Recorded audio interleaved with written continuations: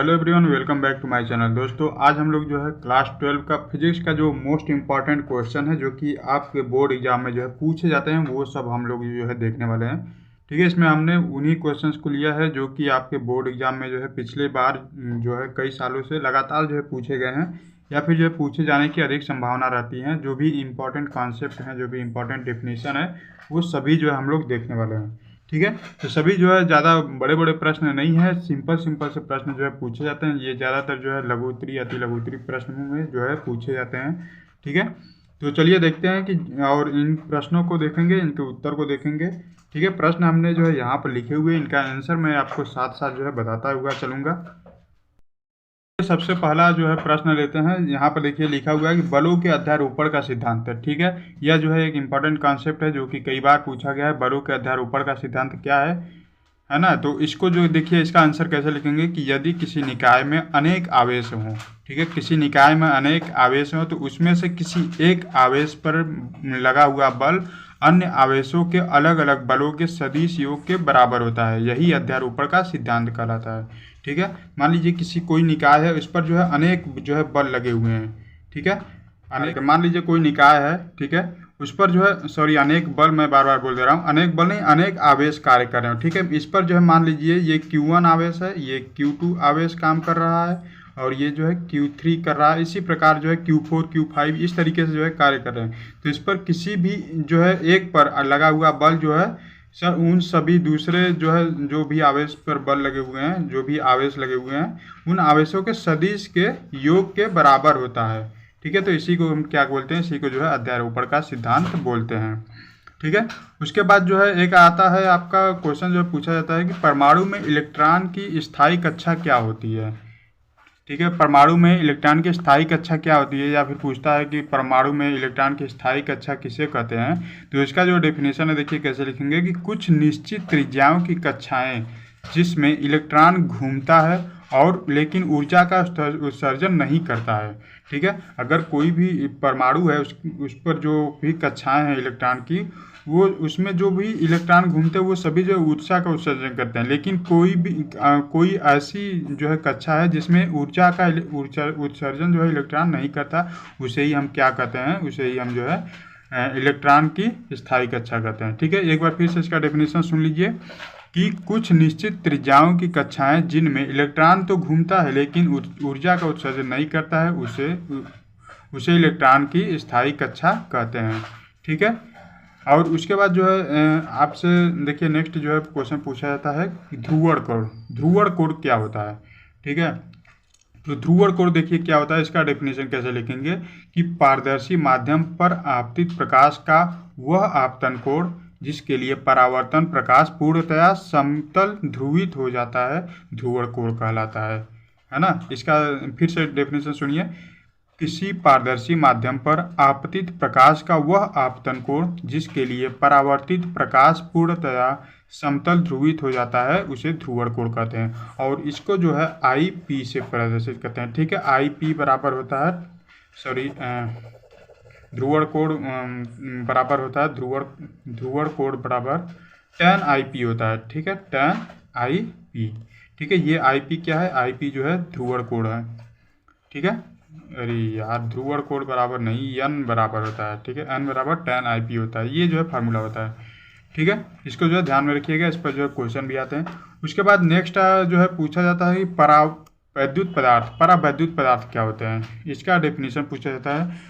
तो देखिए जो भी इम्पोर्टेंट डेफिनेशन है सभी हम जो है हमने इसमें जो है लिए हुए हैं, सबका जो है आंसर हम आपको बताएंगे। ठीक है, तो इसका जो डेफिनेशन होता है देखिए क्या होता है कि परावैद्युत पदार्थ वह पदार्थ होता है जिसके अंदर परमाणुओं में उनके सभी इलेक्ट्रॉन नाभिक के आकर्षण बल द्वारा दृढ़तापूर्वक बंधे होते हैं, उन्हें परावैद्युत पदार्थ कहते हैं। ठीक है, देखिए क्या होता है कि परावैद्युत पदार्थ वह पदार्थ होता है जिसके अंदर सभी परमाणुओं में उनके सभी इलेक्ट्रॉन नाभिक के आकर्षण बल द्वारा दृढ़तापूर्वक बंधे होते हैं, परावैद्युत पदार्थ कहलाते हैं। ठीक है, फिर उसके बाद जो है एक और इम्पॉर्टेंट क्वेश्चन है जो कि पूछा जाता है आपका संधारित्र की धारिता। ठीक है, तो संधारित्र की धारिता का परिभाषा देखिए क्या होता है किसी संधारित्र की धारिता उसकी एक प्लेट को दिए गए आवेश तथा दोनों प्लेटों के बीच उत्पन्न विभवांतर के अनुपात के बराबर होता है। ठीक है, इसका देखिए फार्मूला होता है C बराबर Q अपॉन V। ठीक है, जैसे कोई संधारित्र तो दो प्लेटों से ही मिलकर बना होता है, इस पर जो है प्लस आवेश, एक पर जो है माइनस आवेश हो जाएगा। ठीक है, तो किसी संधारित्र की धारिता उसके किसी एक प्लेट को, ठीक है, किसी एक प्लेट को दिए गए आवेश और दोनों प्लेटों के बीच जो विभवांतर उत्पन्न होगा उनके जो है अनुपात को क्या कहते हैं, उसकी संधारित्र की धारिता कहते हैं। ये संधारित्र की धारिता है C, और Q जो है दिया गया आवेश है प्लेट को, और V जो है इन दोनों प्लेटों के बीच उत्पन्न विभवांतर है। ठीक है, तो किसी एक प्लेट को दिया गया आवेश और उनके बीच जो है उत्पन्न विभवांतर के अनुपात को क्या कहते हैं, संधारित्र की धारिता C कहते हैं। ठीक है, इसे जो है C से प्रदर्शित करते हैं। ये जो है आप लोग लिख लीजिएगा।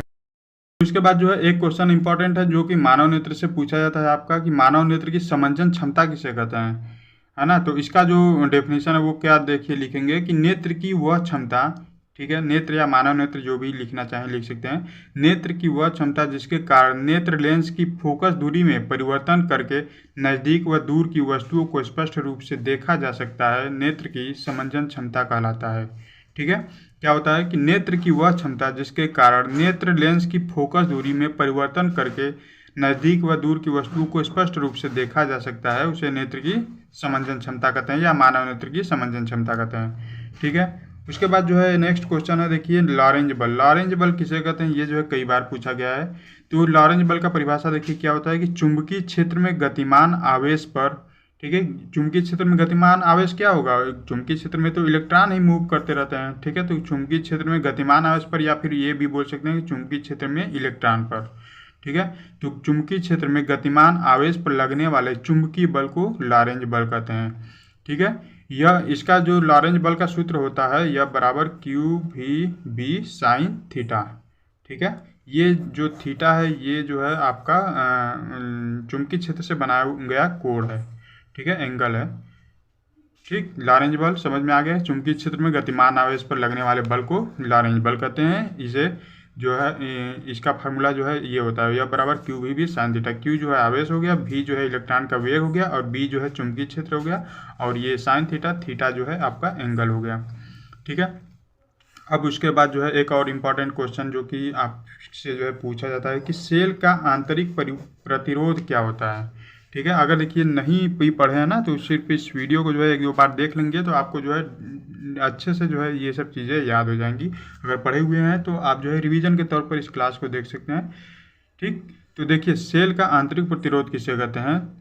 ठीक है, इसके बाद देखिए सेल का आंतरिक प्रतिरोध किसे कहते हैं। तो इसका देखिए सिंपल सा डेफिनेशन है कि जब किसी सेल की प्लेटों को तार द्वारा जोड़ देते हैं तो तार में विद्युत धारा सेल के धन प्लेट से ऋण प्लेट की ओर स्थानांतरित होने लगती है। तो इस प्रवाहित धारा में उत्पन्न विद्युत प्रवाह के अवरोध को क्या बोलते हैं, विद्युत सेल का आंतरिक प्रतिरोध बोलते हैं। जैसे देखिए कोई भी सेल है, ठीक है, तो इसमें जो है दो प्लेटें होती है, एक प्लस होती है और जो है एक माइनस होती है। ठीक है, तो इसमें जब विद्युत तार, कोई भी तार द्वारा जब इन दोनों प्लस और माइनस के दोनों को जब जो है जोड़ देंगे, ठीक है, इस सेल के अंदर जब इसको दोनों को जोड़ देंगे तो क्या इसमें क्या होता है कि विद्युत धारा जो है धन प्लेट से ऋण प्लेट की ओर जो है प्रवाहित होने लगती है। तो इसमें जो उत्पन्न होगा अवरोध उसे क्या कहते हैं, उसे जो है सेल का आंतरिक प्रतिरोध कहते हैं। क्योंकि यह जो है सेल के अंदर जो है अवरोध उत्पन्न हो रहा है तो इसको जो है सेल का आंतरिक प्रतिरोध कहेंगे। ठीक है, फिर से एक बार जो है इसका परिभाषा सुन लीजिए कि जब किसी सेल की प्लेटों को तार द्वारा जोड़ देते हैं तो तार में विद्युत धारा धन प्लेट से ऋण प्लेट की ओर प्रवाहित होने लगती है। तो इस प्रवाहित विद्युत धारा में उत्पन्न अवरोध को क्या कहते हैं, सेल का आंतरिक प्रतिरोध कहते हैं। कई बार जो है इसका जो है पूछा जाता है कि सेल का आंतरिक प्रतिरोध किन बातों पर निर्भर करता है। तो अगर आप नहीं लिखे हैं तो लिख सकते हैं कि इसके जो है सेल का आंतरिक प्रतिरोध निम्नलिखित बातों पर निर्भर करता है। सबसे पहला लिखेंगे कि सेल के इलेक्ट्रोडों के बीच की दूरी, यानी कि धन प्लेट और ऋण प्लेट के बीच की दूरी पर, और इसमें सेल में उपस्थित वैद्युत अपघट्य पदार्थों पर, ठीक है, पदार्थों की प्रकृति पर, इसकी सांद्रता पर, ये सब चीज़ें मतलब जो है 2-3 पॉइंट इसमें जो है लिख सकते हैं। ठीक है, उसके बाद जो है एक क्वेश्चन पूछा जाता है आपसे विस्थापन धारा क्या होती है। तो इसका देखिए परिभाषा क्या होता है कि किसी परिपथ में समय के साथ परिवर्ती विद्युत क्षेत्र के कारण उत्पन्न धारा को विद्युत धारा कहते हैं। ठीक है, क्या बोला मैंने कि किसी परिपथ में समय के साथ परिवर्ती विद्युत क्षेत्र के कारण उत्पन्न धारा को विस्थापन धारा कहते हैं। ठीक है, इसमें जो है विद्युत क्षेत्र नहीं लिखेंगे, इसमें जो परिवर्ती विद्युत क्षेत्र का मतलब कि एक स्थिर विद्युत क्षेत्र हो गया, और परिवर्ती विद्युत क्षेत्र का मतलब कि इसमें जो विद्युत क्षेत्र की तीव्रता है वह जो है परिवर्तन होता रहता है, यानी कि बदलता रहता है। ठीक है, इसे जो है ID से प्रदर्शित करते हैं। इससे ID बराबर होता है, एक फार्मूला होता है epsilon not A into DE/dt, जहाँ पर E जो है विद्युत क्षेत्र हो गया, पर का DT जो है टाइम हो गया, और A जो है आपका एरिया हो गया। यहाँ पर देख लीजिए, नहीं दिख रहा है। ठीक है, उसके बाद जो है एक और क्वेश्चन पूछा जाता है आपसे, अपवर्तन और परावर्तन। ये तो जो है एकदम सिंपल सा टॉपिक है, इसको आप लोग जो है जानते ही होंगे। जब कोई भी जो है प्रकाश की किरण जब अपने परावर्तित होने के बाद जो है वापस लौट जाती है तो उसे परावर्तन कहते हैं। जब वापस नहीं लौट जाती है, एक माध्यम से दूसरे माध्यम में जाती है तो इसे अपवर्तन कहते हैं। ठीक है, तो ये अपवर्तन और परावर्तन आप लोग हाई स्कूल से पढ़ते आ रहे हैं, तो इसको मैं जो है नहीं ज़्यादा बता रहा हूँ, इसको जो है आप लोग देख लीजिएगा। ठीक है, अपवर्तन का परिभाषा, परावर्तन का परिभाषा, अपवर्तन का नियम क्या होता है, परावर्तन का नियम क्या होता है, और जो है स्नेल का नियम, इन अपवर्तन और परावर्तन से संबंधित स्नेल का नियम क्या होता है, ये भी जो है पूछा जाता है। ठीक है, तो इस जो है पूरे इस जो है क्लास में हमने जो है क्लास 12 के जो भी इंपॉर्टेंट क्वेश्चन थे वो सभी हमने देख लिए। ठीक है, ये सभी जो है इंपॉर्टेंट है। इसमें से कितने क्वेश्चन आपको आए हैं आप जानते हैं, कितने क्वेश्चन आपको नहीं पता है, आप हमें कमेंट करके ज़रूर बता दीजिएगा। और किसी भी टॉपिक पर अगर वीडियो चाहिए तो आप हमें कमेंट कर सकते हैं, हम आपको जो है अच्छे से वो टॉपिक जो है क्लियर कर देंगे। ठीक है, और अगर गाइस चैनल पर पहली बार आए चैनल को सब्सक्राइब कर लीजिए, और अगर आप जो है अपने दोस्तों को भी ये वीडियो शेयर कर दीजिए ताकि उन्हें भी इस वीडियो का लाभ मिल सके।